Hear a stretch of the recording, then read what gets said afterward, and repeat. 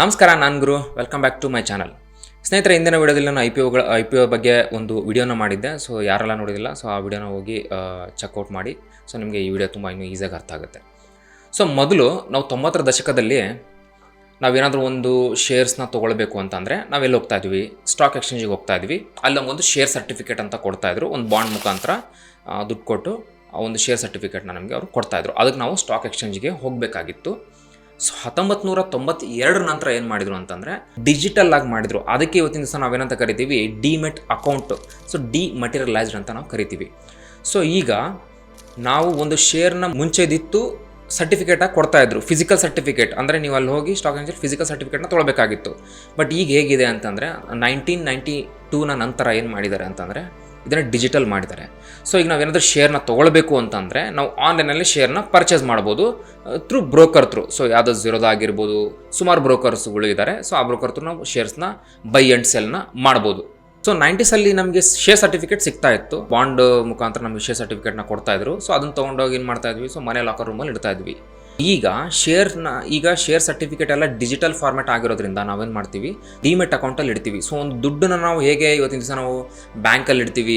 ಈಗ ನಾವೇನಾದರೂ ಫೋನ್ಪೇ ಈಗ ಏನಾದರೂ ನಾವು ಯಾರು ದುಡ್ಡು ಟ್ರಾನ್ಸ್ಫರ್ ಮಾಡಬೇಕು ಅಂತಂದ್ರೆ ಏನು ಮಾಡ್ತೀವಿ? ಇಮಿಡಿಯೇಟಾಗಿ ಫೋನ್ಪೇನೋ ಜಿಪೇ ಏನಾದರೂ ಒಂದು ಮಾಡ್ತೀವಿ. ಸೊ ಅಂದರೆ ಇಮಿಡಿಯೇಟಾಗಿ ಟ್ರಾನ್ಸ್ಫರ್ ಮಾಡ್ತೀವಿ. ಅಂದರೆ ಡಿಜಿಟಲ್ ಮುಖಾಂತರ ನಾವು ಟ್ರಾನ್ಸ್ಫರ್ ಮಾಡ್ತಾ ಇದ್ದೀವಿ. ಅದೇ ರೀತಿಯೇ ಶೇರ್ಸ್ನ ಇಟ್ಕೊಳ್ಳೋದಕ್ಕೋಸ್ಕರ ಒಂದು ಡಿಮೆಟ್ ಅಕೌಂಟ್ ಬೇಕು. ಅದಕ್ಕೆ ನಾವು ಬ್ರೋಕರ್ ಥ್ರೂ ಏನು ಮಾಡ್ತೀವಿ? ನಮ್ಮ ಅಕೌಂಟ್ನ ಓಪನ್ ಮಾಡಿಕೊಂಡು ಸೊ ಡಿಮೆಟ್ ಅಕೌಂಟಲ್ಲಿ ನಮ್ಮ ಶೇರ್ಸ್ನ ಇಡ್ತೀವಿ. ಹಾಗೆಯೇ ಕಂಪ್ನಿಯ ಶೇರ್ ಪ್ರೈಸ್ ಏನಾದರೂ, ಈಗ ಎಕ್ಸಾಂಪಲ್ ಒಂದು ಕಂಪ್ನಿ ಶೇರ್ ಪ್ರೈಸ್ ಒಂದು ₹100 ಇದೆ. ಸೊ ₹100 ಇರೋ ಕಂಪ್ನಿ ಶೇರ್ ಪ್ರೈಸ್ ಏನಾದರೂ ಈಗ ಒಂದು 120, 130 ಹಿಂಗೆ ಹೋದಾಗ ಏನಾಗುತ್ತೆ? ಸೊ ನಮ್ಗೆ ಆಬ್ವಿಯಸ್ಲಿ ಪ್ರಾಫಿಟ್ ಬರ್ತಾ ಹೋಗುತ್ತೆ. ಇವತ್ತಿನ ದಿವಸ ನಾವು ಅದನ್ನು ಕಣ್ಣು ಮುಂದೆನೇ ಸೆಕೆಂಡ್ ಬೈ ಸೆಕೆಂಡ್ಗೂ ನಮ್ಗೆ ಗೊತ್ತಾಗುತ್ತೆ ಏನು ಮೂಮೆಂಟ್ ಆಗ್ತಾ ಇದೆ, ಇದು ಎಷ್ಟು ಮೇಲೆ ಹೋಗಿದೆ ಅಂತಂದೇಳಿ. ಸೊ ಅದನ್ನೆಲ್ಲ ನಾವು ಡಿಮೆಟ್ ಅಕೌಂಟಲ್ಲಿ ನಾವು ನೋಡ್ಬೋದು.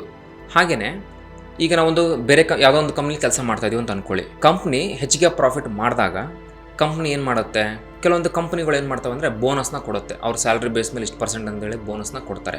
ಹಾಗೆಯೇ ಇಲ್ಲಿ ಡಿವಿಡೆಂಡ್ ಪಾರ್ಟ್ ಅನ್ನೋದು ಒಂದು ಬರುತ್ತೆ. ಸೊ ಈಗ ನಾವು ಶೇರ್ನ ಡಿಮೆಟ್ ಅಕೌಂಟಲ್ಲಿ ಇಟ್ಟ ಹಾಗೆ ಯಾವುದೋ ಒಂದು ಕಂಪ್ನಿ ನಾವು ಶೇರ್ನ ತೊಗೊಂಡಿದ್ದೀವಿ.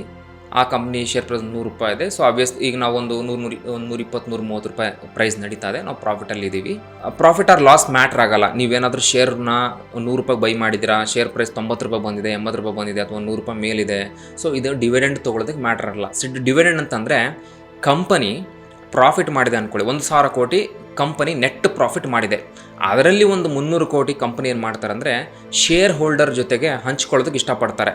ಇದನ್ನು ಯಾರು ಡಿಸೈಡ್ ಮಾಡ್ತಾರೆ ಅಂದರೆ ಬೋರ್ಡ್ ಆಫ್ ಡೈರೆಕ್ಟರ್ ಡಿಸೈಡ್ ಮಾಡ್ತಾರೆ ಪರ್ ಶೇರಿಗೆ ಎಷ್ಟು ಡಿವಿಡೆಂಡ್ ಕೊಡಬೇಕು ಅಂತಂದೇಳಿ. ಸೊ ಡಿವಿಡೆಂಡ್ ಕೊಡೋ ಕಂಪ್ನಿ ಒಳ್ಳೆಯದಾ ಅಥವಾ ಕೊಡದೇ ಇರೋ ಕಂಪ್ನಿ ಒಳ್ಳೆಯದಾ ಅಂತ ನೋಡೋಕೆ ಹೋದರೆ ಅದು ಆ ಥರ ಅಲ್ಲ. ಸೊ ಅದನ್ನು ಕಂಪನಿ ಡಿಸೈಡ್ ಮಾಡುತ್ತೆ ಕೊಡಬೇಕಾ ಅಥವಾ ಕೊಡಬಾರ್ದು ಅನ್ನೋದು ಅಂತಂದೇಳಿ. ಸೊ ಎಲ್ಲ ಕಂಪ್ನಿನೂ ಡಿವಿಡೆಂಡ್ ಕೊಡೋ ಕಂಪ್ನಿಗಳು ತುಂಬ ಒಳ್ಳೆ ಕಂಪ್ನಿ ಅಂತಲೂ ಅಲ್ಲ, ಅಥವಾ ಕೊಡದೇ ಇರೋ ಕಂಪ್ನಿಗಳು ತುಂಬ ಕೆಟ್ಟದಂತನೂ ಅಲ್ಲ. So it's depends on. ಕೆಲವೊಂದು ಕಂಪ್ನಿಗಳು ವರ್ಷದಲ್ಲಿ 3 ಸಲ ಡಿವಿಡೆಂಡ್ ಕೊಡುತ್ತೆ. ಕೆಲವೊಂದು ಕಂಪ್ನಿಗಳು ವರ್ಷದಲ್ಲಿ ಬರೀ ಒಂದೇ ಸಲ ಡಿವಿಡೆಂಡ್ ಕೊಡುತ್ತೆ. ಇಟ್ಸ್ ನಾಟ್ ಕಂಪಲ್ಸರಿ ಕೊಡಲೇಬೇಕು ಅಂತೇನಿಲ್ಲ. ಸೊ ನಮ್ಮ ಡಿಮೆಟ್ ಅಕೌಂಟಲ್ಲಿ ಆ ಕಂಪ್ನಿ ಶೇರ್ಸ್ ಇತ್ತು ಅಂದರೆ ನಮಗೆ ಈ ಡಿವಿಡೆಂಡು ಆ ಕಂಪ್ನಿದು ನಮಗೆ ಸಿಗ್ತಾ ಹೋಗುತ್ತೆ. ನಮ್ಮ ಅಕೌಂಟಲ್ಲಿ ಎಷ್ಟು ಶೇರ್ ಇದೆ, ಸೊ ಪರ್ ಶೇರಿಗೆ ಎಷ್ಟು ಅಂತಂದೇಳಿ ಅವರು ಡಿಸೈಡ್ ಮಾಡ್ತಾರೆ.